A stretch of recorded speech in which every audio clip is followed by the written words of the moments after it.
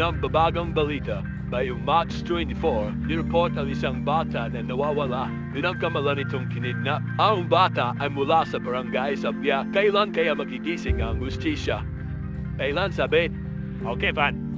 Sagot! Hindi ko alam!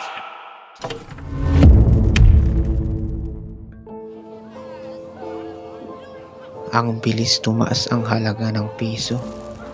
Lahat na tumataas.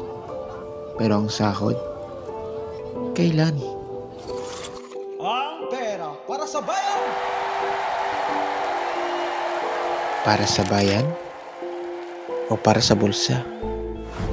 Ang daming nangyari. Pero nasaan ang pag-angat? Kailan ang pagbabago? Yung akala mo pinupuri ka.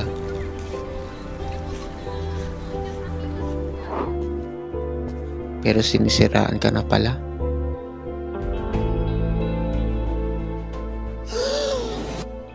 Gamitin ang salita sa kabutihan.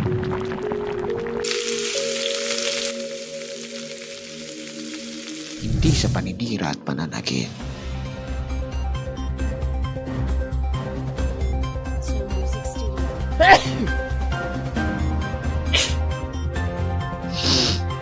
Breaking news! Update sa nawawalang bata.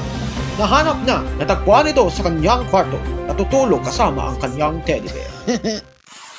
Sa kabila ng lahat, ang pagbabago hindi hinihintay, kundi ginagawa.